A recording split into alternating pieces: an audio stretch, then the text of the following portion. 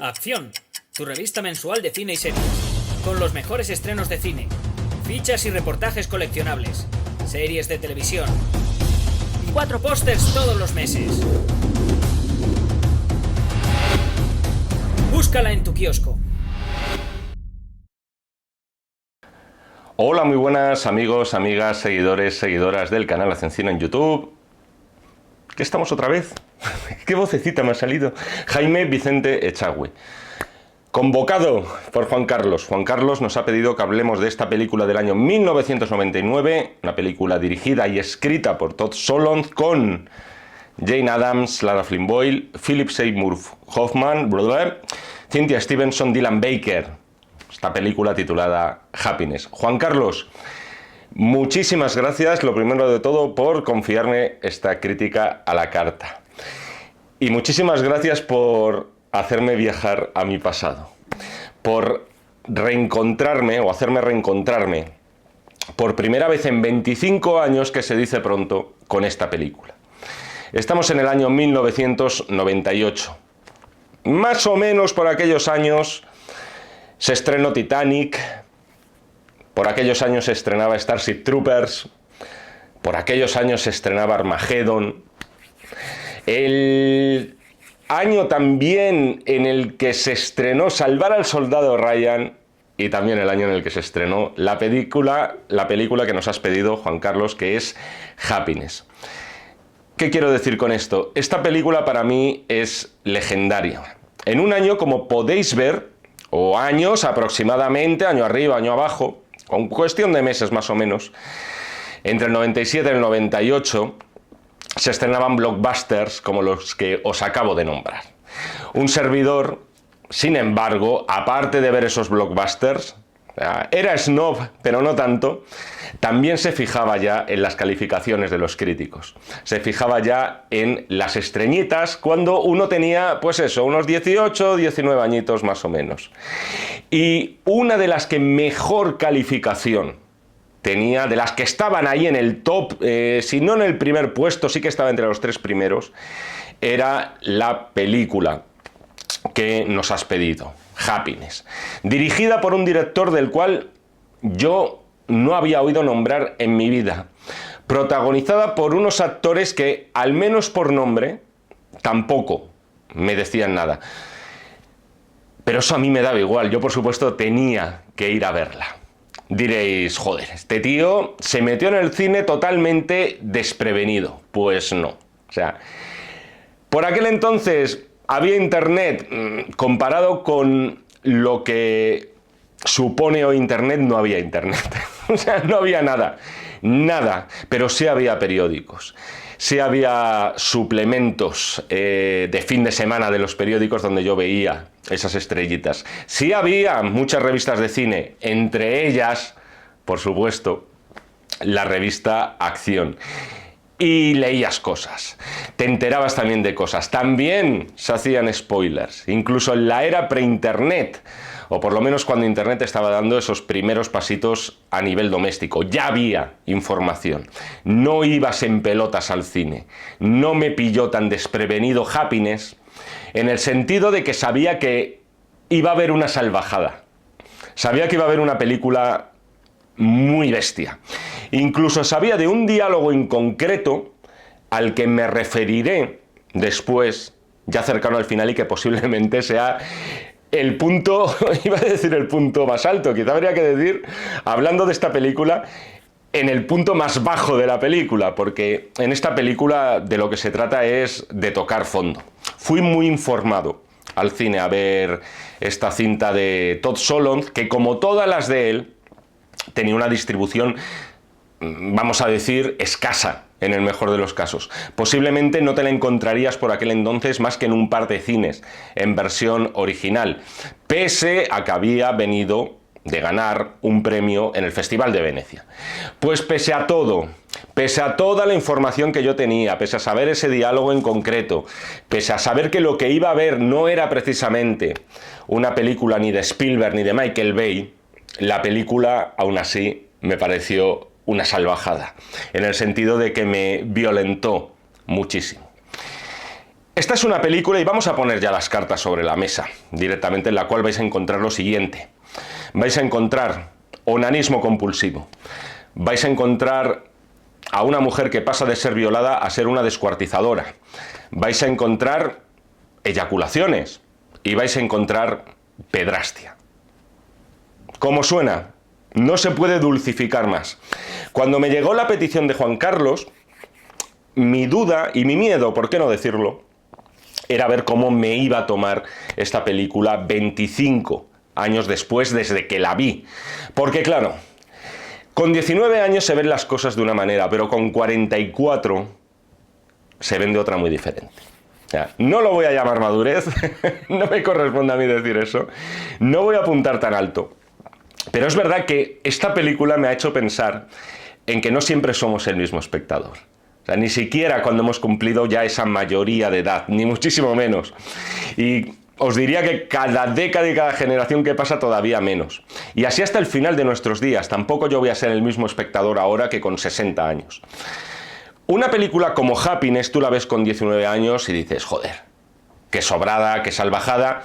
Pero de algún modo estás en ese punto de... Amigo, tengo 18, 19 años, soy un tardo adolescente, por aquel entonces universitario, y me gusta la provocación, busco que me provoquen, quiero que me provoquen, me apetece que alguien haga eso. Y también tienes ese rollo de ver a alguien que se está saltando todas y cada una de las reglas morales que hay en el cine. O sea, digamos que tienes el cuerpo para jotas, tienes el cuerpo para estas transgresiones. Y te gusta ver a gente que transgrede las normas. Recuerdo además perfectamente que fui a ver esta película y muy poquito después o muy poquito antes, no lo recuerdo, vi un reestreno, no la había visto, de Pink Flamingos, de John Waters. También aquí en mi ciudad, que es Madrid. Película, por cierto, con la que encuentro algún nexo de unión con la de Todd Solondz, sobre todo en lo que se refiere a un concepto, una palabra que voy a utilizar con frecuencia en esta crítica a la carta, y esa es la provocación. La película de Solondz es tan negra, es con un sarcasmo tan...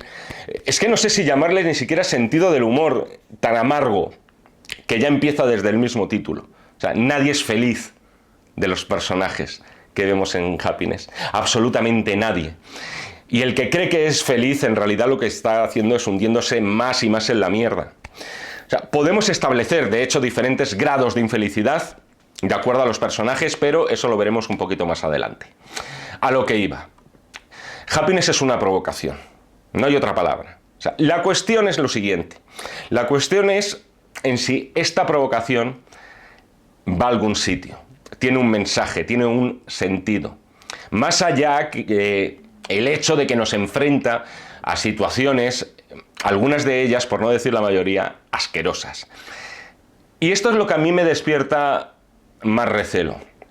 Hay determinados momentos de Happiness, y sobre todo lo vamos a ver, y lo vamos a decir con la familia del personaje del psiquiatra, que parecen a priori sacados de una sitcom, de esas de sobremesa, que podíamos ver más o menos en aquellos años en los que se estrenó la película, mediados, finales de los años 90. Una familia aparentemente perfecta, unos padres guapos, triunfadores, que da gusto verlos, unos chavales, 3 hijos, en su caso, bueno, con sus cosas de críos, pero majetes. ¿Qué hace Todd Solondz con esa familia perfecta americana? Lo que hace es vomitar sobre ella.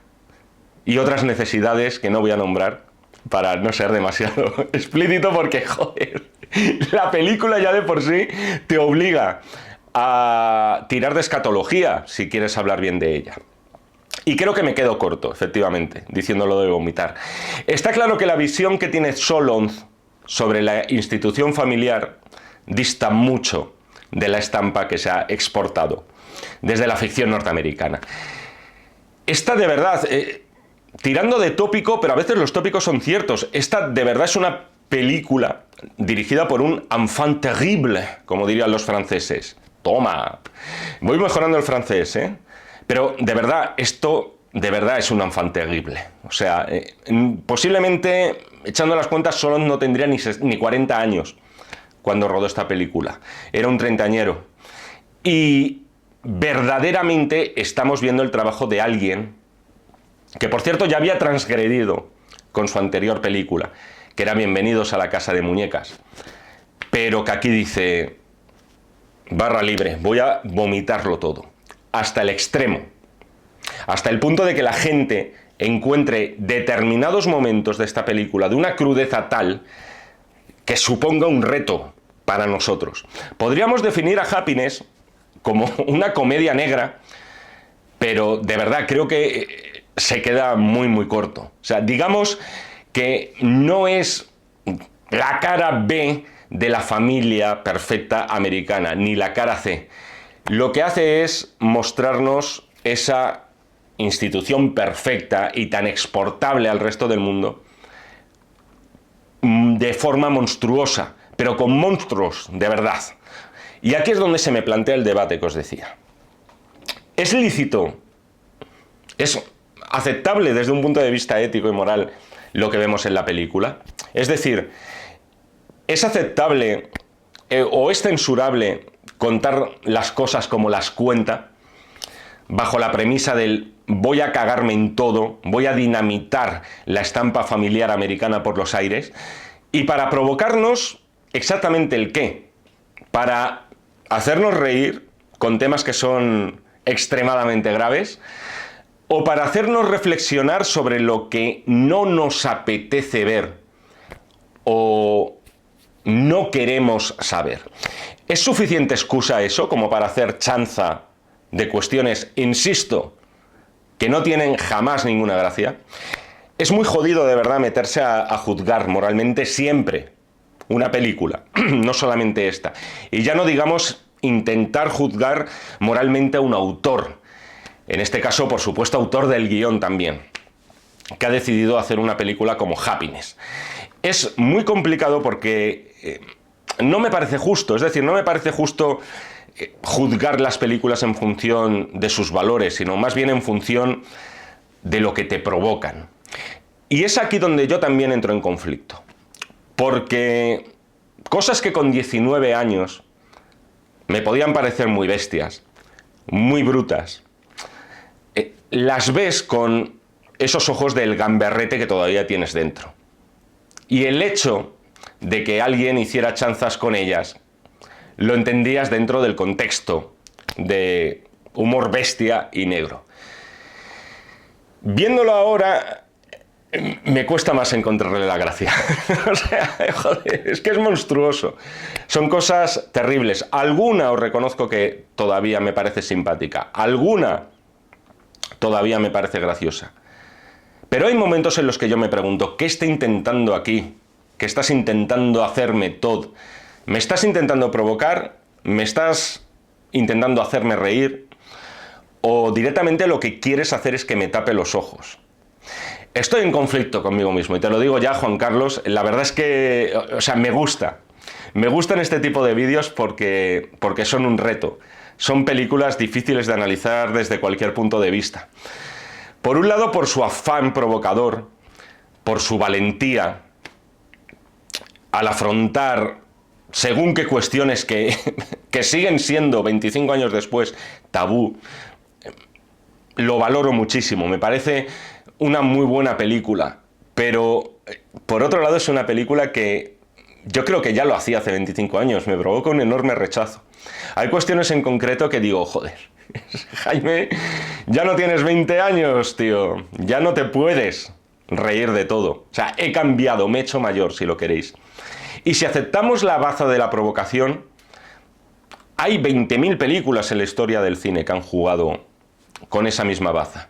Aquí mismo estuve hablando de otra y tengo una sensación similar al ponerme aquí frente a la cámara y hablar de ella. También era muy difícil analizarla porque era una enorme provocación, que era La Gran Comilona de Marco Ferreri. Cuando vi Happiness con 20 años, posiblemente le habría dado 4 estrellas, sobre todo por su espíritu punky. O sea, es una de las películas, yo creo que más punkis que nos ha dado el cine independiente americano, y por extensión os diría que el cine americano en general.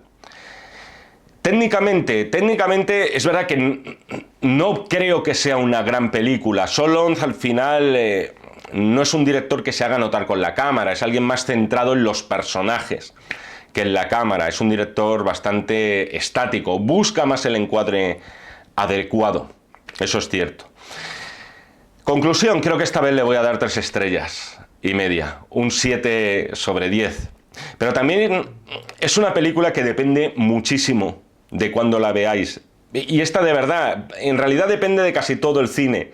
Siempre depende de tu estado de ánimo también, y eso es lo guay también, eso es lo que mola, la conexión emocional que tú puedes tener con una película, dependiendo del momento en el que tú te encuentras, de ese momento anímico. Eso es muy habitual en el cine y es muy habitual en las buenas películas, como yo creo que pese a todo es Happiness. Pero bueno, prolegómenos aparte, vamos a hablar un poco de las cosas que más me gustan y de las cosas que me parecen monstruosas de esta película. El esquema que sigue Todd Solondz aquí es similar al que podíamos encontrar en el cine de Robert Altman. Un ejemplo, y el cual posiblemente conozcáis todos, es Shortcuts, película que aquí por lo menos en España no se comieron mucho la cabeza y dijeron, ¿de qué va esta película? De Vidas Cruzadas, vamos a titularla Vidas Cruzadas. Y al final, por cierto, eso es un nombre que se ha quedado como canónico. Una película de Vidas Cruzadas es una película como Vidas Cruzadas. Estas historias diferentes, un poco al estilo Iñárritu, que veríamos posteriormente. Es una película, Shortcuts, que tiene 5 o 6 añitos antes que Happiness. Pero lo cierto es que Altman ya llevaba bastantes décadas con estas películas corales y de historias y personajes que se entremezclan. Si tenéis en mente Vidas Cruzadas, no sé si os acordáis de ella, efectivamente es una película durísima, con algunos momentos que de verdad te ponen a prueba. Si esa película os pareció dura, os pareció áspera, os pareció difícil y en último término os pareció muy triste, Happiness, Todd Solondz se marcaba aquí un sujétame el cubata en toda regla. Happiness va mucho más lejos. Happiness te quiere hablar de cosas y te quiere mostrar cosas que Robert Altman iba a decir que no se hubiera atrevido. Yo creo que a lo mejor es que directamente a Robert Altman no le interesaba ser tan explícito y tan bestia como podría serlo Todd Solondz. Sí que hay algo en común, y yo creo que a los dos, a Altman y a Solondz, les interesaba. Vamos a llamarle, y yo creo que es el tema también, entre otros, pero esto es un tema capital en Happiness, que son las enfermedades urbanas no diagnosticadas, pero que sin duda se sufren. Y sobre todo, lo que hizo Solondz es llevarlas muchísimo más al extremo. En Happiness tenemos una historia de vidas cruzadas, pero es cierto que con un nexo en común, un nexo familiar importantísimo. 3 hermanas. 3 hermanas de una posición media alta. También hay que tener en cuenta esto, que los personajes que nos está mostrando Solondz, no estamos hablando de seres sumidos en la marginalidad, no estamos hablando de personas que hayan crecido en un entorno de delincuencia, no señor, aquí estamos hablando de clase media alta, si es que se puede seguir hablando de clases. Insisto, una clase que por muy media alta que sea, sufre estas enfermedades no diagnosticadas y que en un entorno urbano, como es en este caso, son invisibles a nuestros ojos. Tenemos 3 hermanas, tenemos a Trish, encarnada por Cynthia Stevenson. En este caso, una ama de casa con sus 3 hijos. Esa familia que os decía al principio. Está casada con un psiquiatra, con Bill, encarnado por Dylan Baker.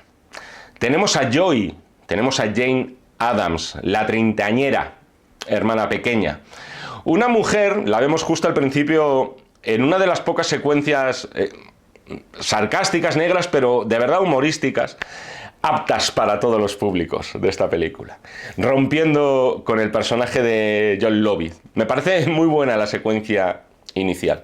Joy es una teleoperadora que encuentra su verdadera vocación en un colegio para adultos, y en este caso para inmigrantes, pero que en el fondo está muy perdida en la vida. y siempre pendiente de encontrar a alguien porque el tiempo se le está escapando entre los dedos. La última hermana es Helen, encarnada posiblemente por la que aquel entonces era la actriz, vamos a decir, del elenco más popular, que es Lara Flynn Boyle, ya sabéis, Donna de Twin Peaks. En su caso, es una escritora de éxito. Es la hermana triunfadora de las tres.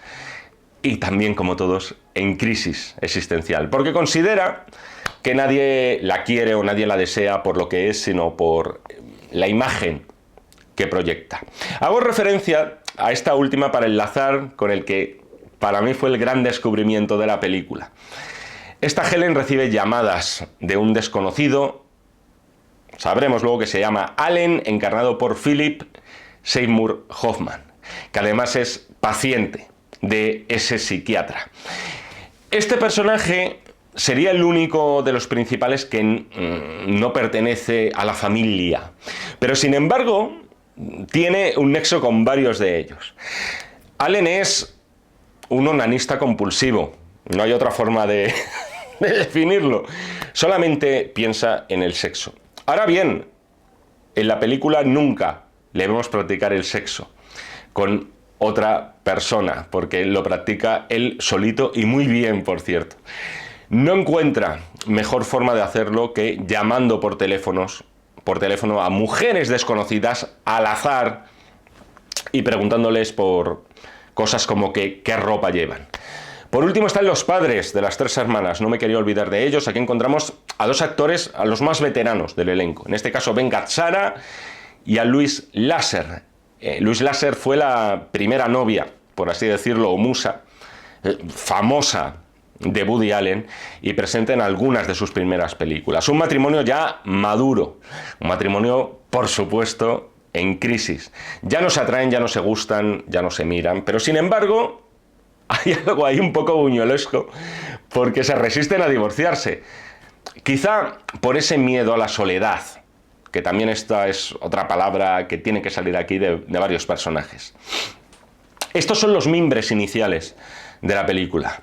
Además, como veis, Solon los utiliza a estos seres, estas criaturas, para hablar de prácticamente todas las etapas vitales.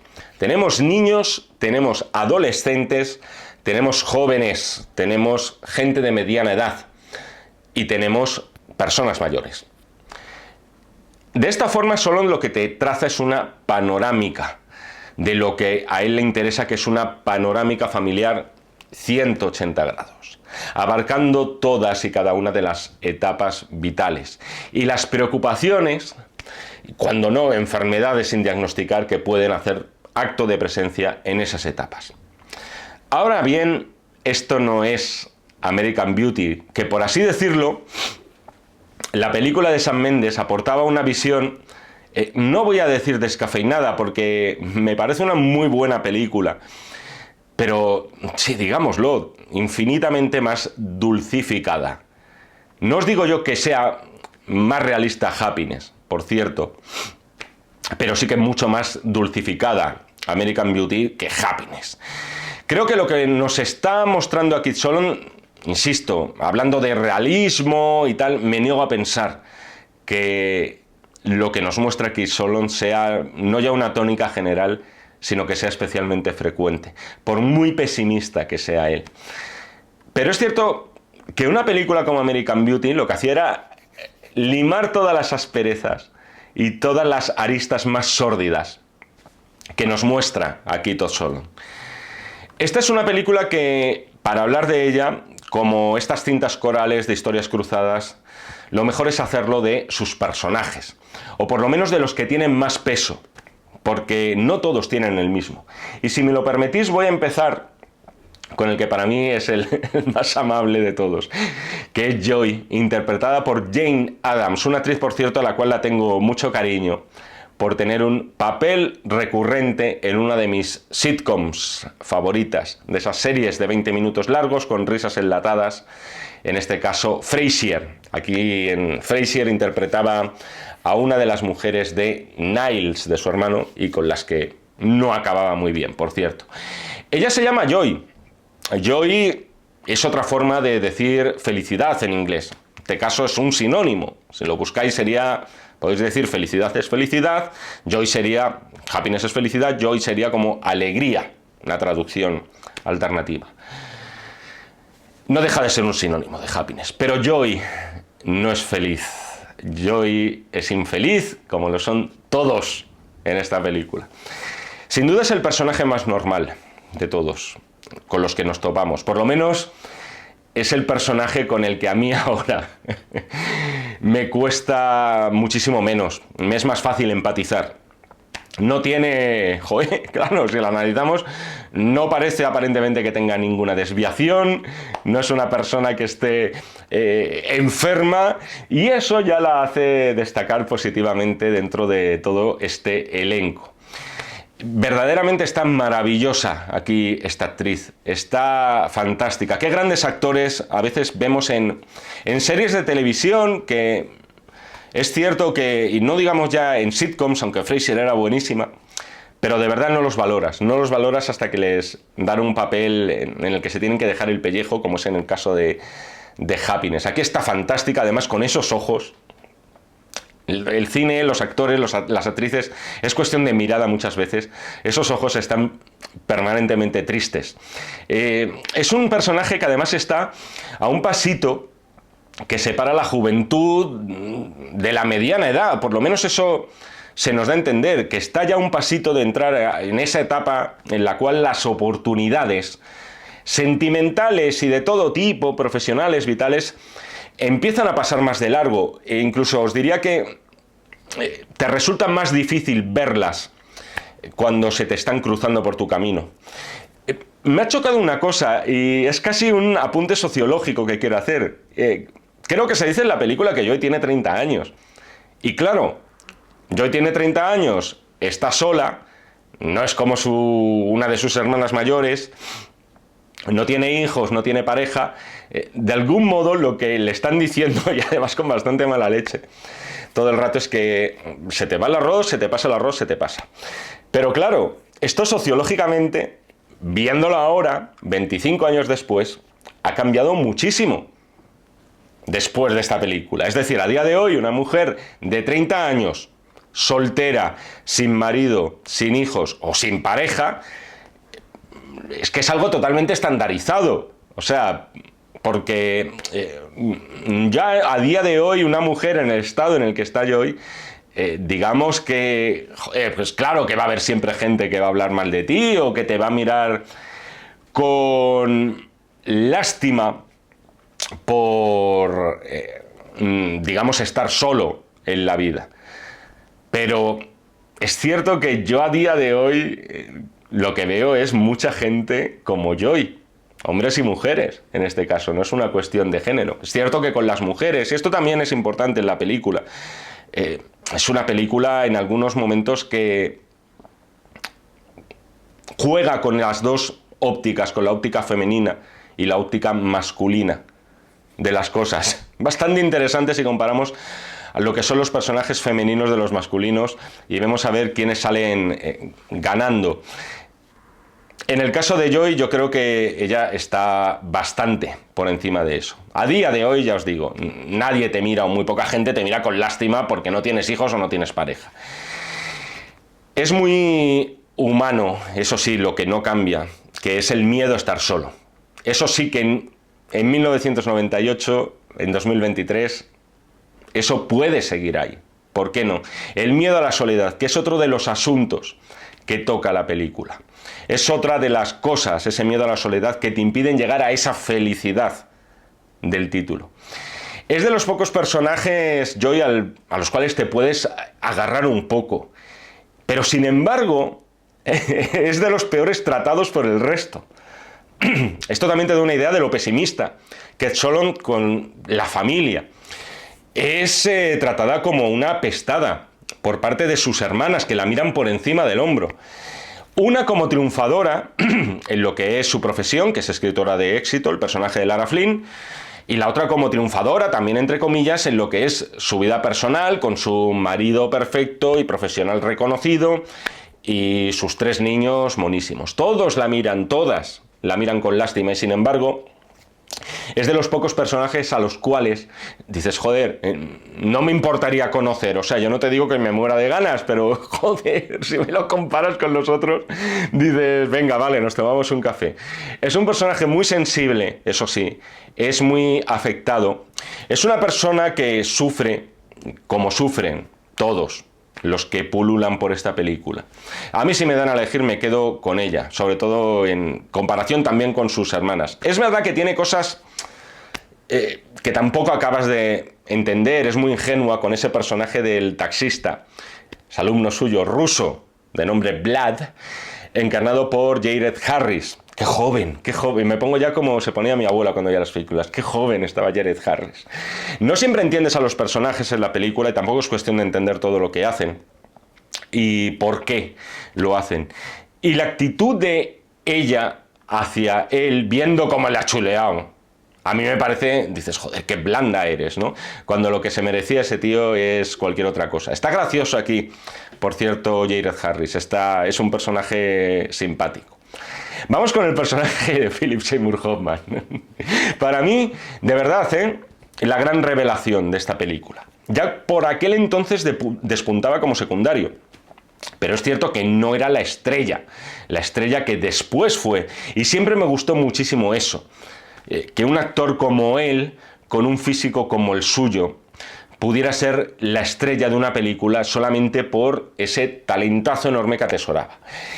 Este mismo año, para que os hagáis una idea, estrenó también El Gran Lebowski y Patch Adams, con papeles muy secundarios. Pero es verdad que siempre se hacía notar Philip Seymour. En parte por su físico, en parte también por toda la expresividad que plasmaba. Sin embargo, aquí podéis constatar, con estos ejemplos que os acabo de nombrar de las pelis que estrenó este mismo año, podéis constatar la versatilidad también que podía tener el bueno de Philip. Aquí encarna a este adorable onanista que cree que tiene un problema, pero que quizá, de verdad, sí que tiene un problema, pero quizá no es el problema que él cree tener. Él piensa que está obsesionado con el sexo, pero yo creo que lo que tiene en realidad, como es todos los personajes de la película, es un problema para encajar en el mundo. Es un problema de soledad, un problema para relacionarse con los demás, un problema para cumplir con esto que todos hemos aceptado tácitamente, que son las convenciones sociales. A destacar varios momentos y, por supuesto, alguno en sentido negativo. Cuando pega una foto en la pared y no utilizando superglue precisamente. Aproximadamente año arriba, año abajo, se estrenó Algo pasa con Mary, la película de los hermanos Farrelly. Esta es una película muy importante, de verdad, independientemente de que os haga más o menos gracia, porque a un nivel mainstream, Algo pasa con Mary rompió ciertos tabúes en la comedia. ¿Os acordáis del fijador de pelo que utilizaba Cameron Díaz, verdad? Pues digamos que ese fijador de pelo es de la misma marca que el fijador que utiliza Philip Seymour Hoffman para pegar una foto en la pared. Además, es un fijador natural, orgánico.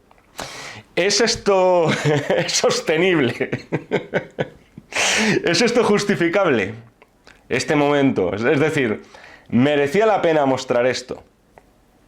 En todo caso, no es lo peor que nos va a mostrar la película, pero bueno, es en detalles como este donde yo he visto, joder, tío, ya no tengo 19 años, macho. Hay cosas que me gustan infinitamente más. Me gusta mucho la relación que establece este Allen con su vecina. Esa vecina que ella misma se percibe como poco agraciada. Y me encanta el momento en el que le hace la confesión de su secretillo, que guarda en su nevera al portero de la finca, cortado a cachitos, como represalia porque él la violó. Además, este tema del portero y lo que pasa con él es recurrente a lo largo de la película. Te estás diciendo, ¿y esto a qué viene? ¿Esto a qué viene?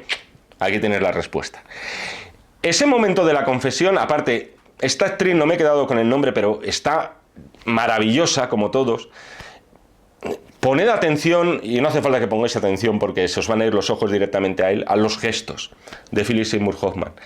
Las caras, los rictus, lo que hace con los ojos, todo es una genialidad de cómo interpretar sin decir una sola palabra.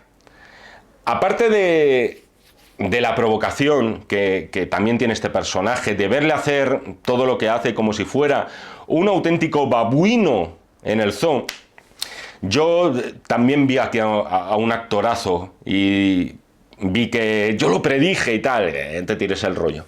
Pero de verdad, dices, este tío, joder, es buenísimo, o sea, que va a llegar muy, muy lejos. Porque aquí lo da todo.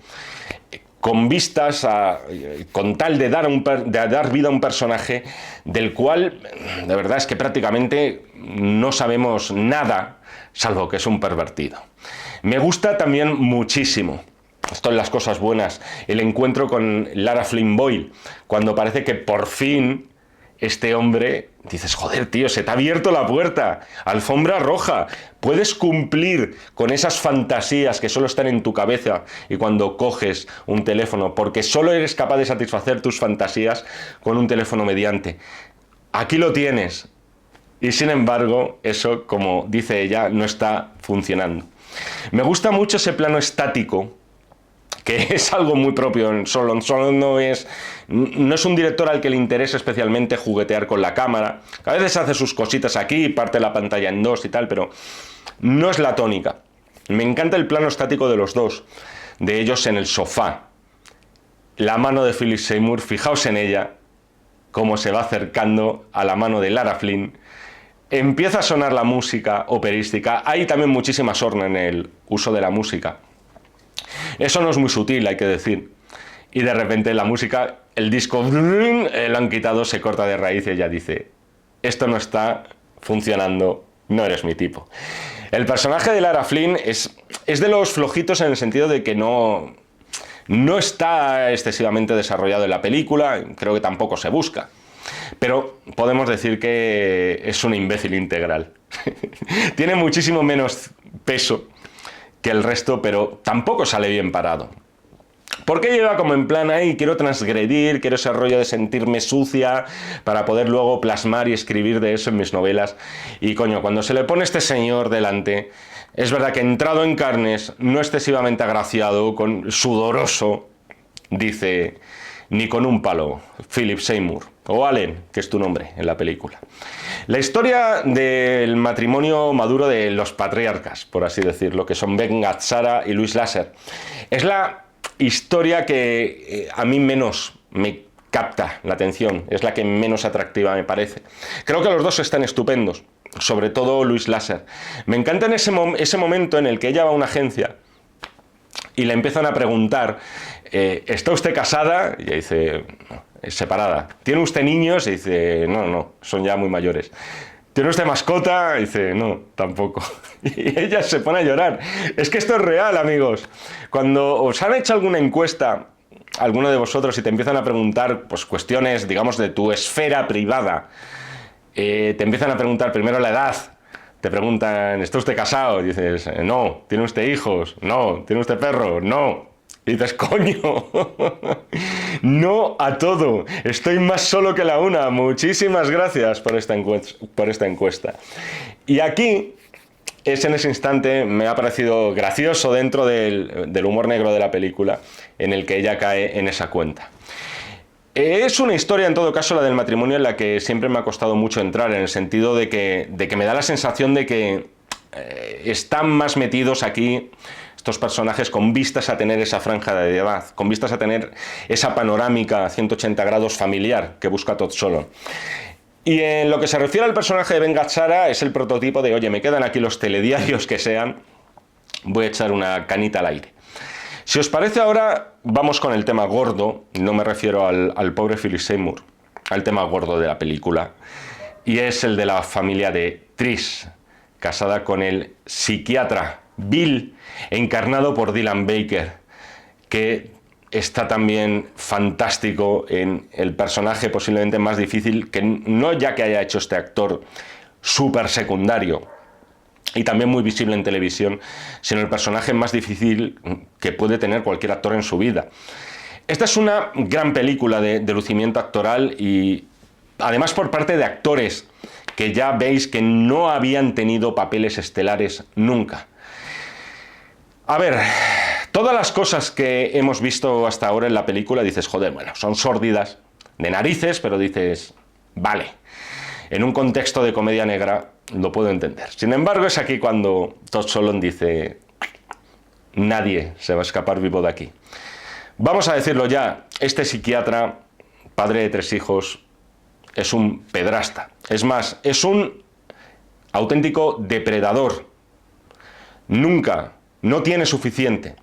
El hecho de que sea un psiquiatra, al cual, por cierto, al principio vemos con cierta simpatía en la primera secuencia, porque está repasando mentalmente la lista de la compra mientras Philip Seymour, que es su paciente, le está hablando de sus fantasías sexuales, y dices, joder, lógico. O sea, yo haría lo mismo, cualquier otra cosa con tal de evadirme de ese instante. Sin embargo, lo que tenemos aquí es al personaje más monstruoso de la película, progresivamente además. Primero, comprando esa revista de adolescentes, por cierto, tremendo ese plano, en el que está en el coche, en el asiento trasero con la revista, divirtiéndose, él solo, y justo atrás de la ventanilla vemos pasar una madre con sus niños. Después están las conversaciones que tiene con su hijo. No sé si os acordáis de Aterriza como puedas.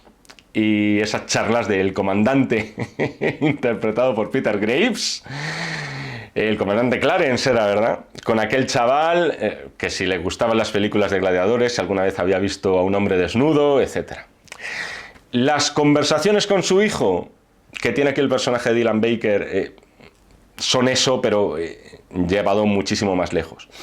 Primero porque el niño, al contrario que otros en su colegio, resulta que tiene un trauma, y su trauma es que no puede eyacular. ¿Te hace gracia en un principio esto del padre de familia, insisto, sacado de una sitcom típicamente americano, diciéndole a su hijo, como animándole, diciéndole, no te preocupes, hijo, tú también eyacularás algún día, no desesperes, tal? Además, todo eso con ese uso de la música, un uso de la música así como de baratillo, insisto, que podría estar inspirada en alguna sitcom de sobremesa. Una música muy de hacernos parodia, escarnio y chanza de lo que eran esas familias. Pero claro, Solondz es tan sutil como una cucaracha sobre la nieve. La cosa no acaba ahí.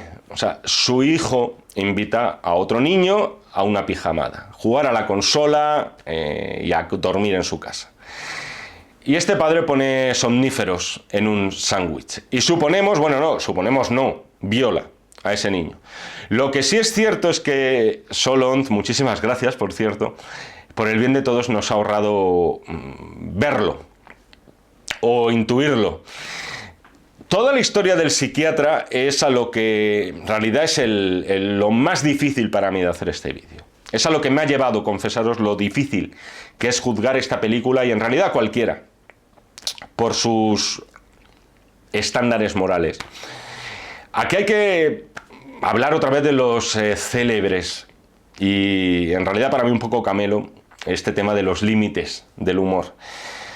No es este tema de la pedrastia una anécdota dentro de la historia. El tema de la pedrastia es el nudo, es el punto de inflexión de esta historia.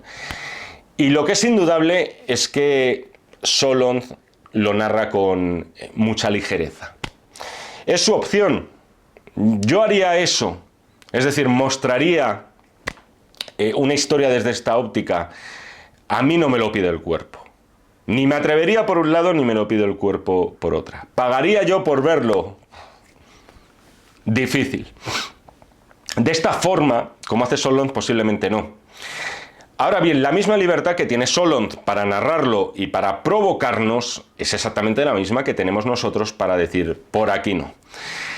En todo caso, la historia de este psiquiatra creo que, de verdad, creo que está muy lejos, joder, faltaría más, si no este hombre estaría en la cárcel, y me refiero a Solondz, está muy lejos de ser una apología de la pedrastia. Y aquí me voy a ir a el momento más bajo de la película, el momento más controvertido. y es cuando se descubre el pastel, cuando ese padre es acusado de haber violado a ese niño, y por cierto a otro, también no lo vemos, gracias Solon. Me refiero a la conversación entre padre e hijo. Es un momento, o sea, el niño hace una serie de preguntas que en realidad son las que haríamos a alguien así. O sea, ¿por qué lo hiciste? ¿Lo harías de nuevo? Y si eres un niño, y si eres su hijo, ¿lo harías conmigo? Ese momento es el que más te descoloca de toda la película, porque aquí es donde yo me he hecho la gran pregunta. Solon, ¿qué me has intentado contar aquí? ¿Qué transmites? ¿Qué quieres transmitirme? ¿Que cualquiera puede ser un pedrasta? ¿Cualquiera puede ser un monstruo? El vecino que tenemos enfrente de tacha, impecable, el típico de... Es que parecía una persona tan normal, parecía que era... que quería mucho a su mujer, que trataba con mucho cariño a los niños. ¿Significa esto que pueda haber un monstruo puerta con puerta? No solamente no lo sabemos, sino que además es una persona de una tacha social impecable. Quizás que el monstruo lo podemos ser nosotros y no lo queremos ver, nos ponemos esas orejeras como algunos de los personajes de Happiness.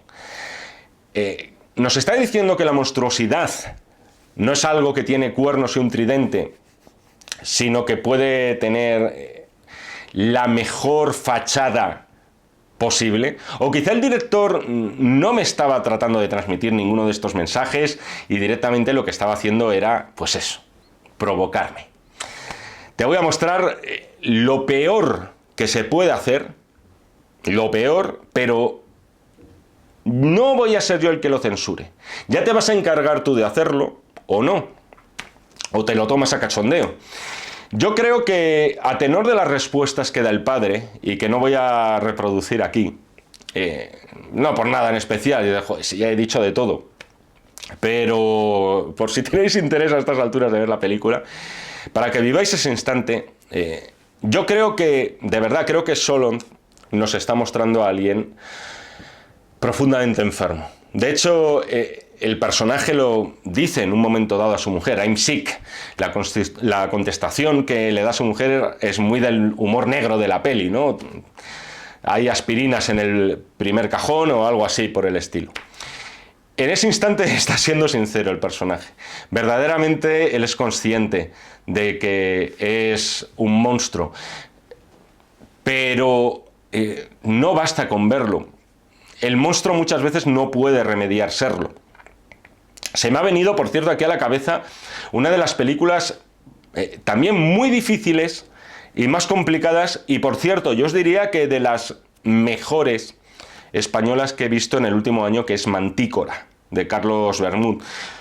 Otro enfoque también complicado de este asunto. Siendo este un momento difícil en el que, insisto, yo sí pongo en valor el riesgo, el atreverse a ir al límite, ese momento que me aturde, dices, ostras, chaval, ¿dónde me he metido? ¿Qué me estás contando, Solon? En las contestaciones que da el padre me niego a ver comedia, ¿no? Creo que Solon está llevándome a sitios oscurísimos en realidad y con muy poca gracia.